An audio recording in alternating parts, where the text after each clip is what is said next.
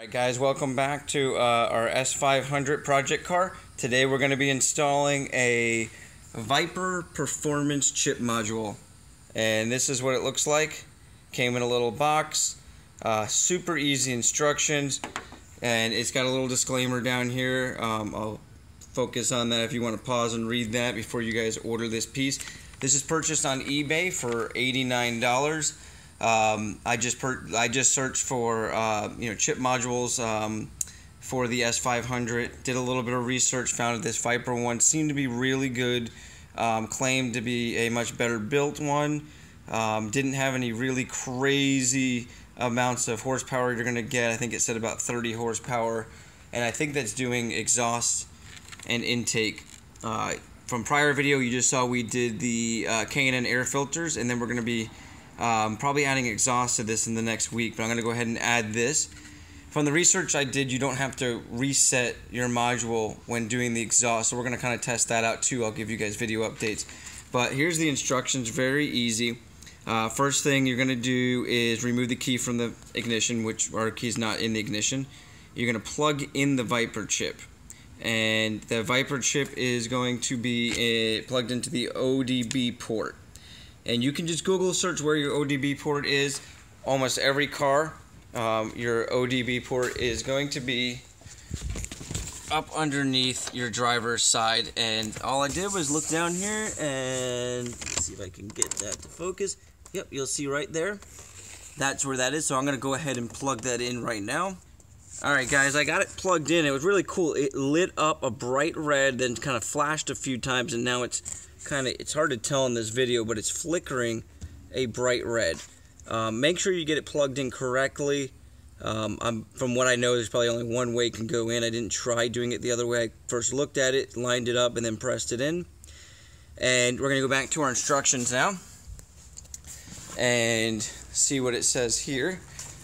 Next, it says insert your key and turn the vehicle to the on position but not running. And then using a paper clip, press the reset button on the chip for 5 seconds. After release the button, wait approximately 1 minute. The chip will begin to communicate with your car, and then you can start your engine. Almost looks like it was communicating with our car there, but obviously we're going to go ahead and get the key. I'm going to go ahead and get the key set in there. Alright, now we have our key to the on position, and I should have shown you this before I put it up in there, but the reset button is that little hole right there, and if you have the device out you can really see it. And we're going to go ahead and stick our paper clip up in there, and you'll feel it click, and you see it went off. I wasn't sure what that was going to do. We're actually doing this for the first time. I'm going to hold that in for about 5 seconds, and then I'm going to release, and that's when it's saying it should program. Looks like it went off, on, flashing, and now it's doing some other things, so I'm going to let that do its thing and go back to our instructions over here and see what it says after that. It says, so wait approximately 1 minute. The chip will begin to communicate with your vehicle. Start the engine. For maximum gains, we need to drive for approximately 3 weeks to adjust to your driving habits. So I'm going to go ahead and get the vehicle started up and see what the chip does. Let's go ahead. Alright, we're started up. Let's see if it's doing anything while starting. It is just staying that stable red. So it looks like we did it properly. It looks like it flashed a few times, reset. So from here, we're just going to drive this sucker. Next 3 weeks, I'll do an update and let you guys know if I notice any performance from the get-go. When I start seeing some serious horsepower gains, and then we're going to take this sucker to the dyno eventually. I wanted to show you these seats with a little bit more light. I am actually not that happy with the way that this paint is starting to get hard and actually crackly.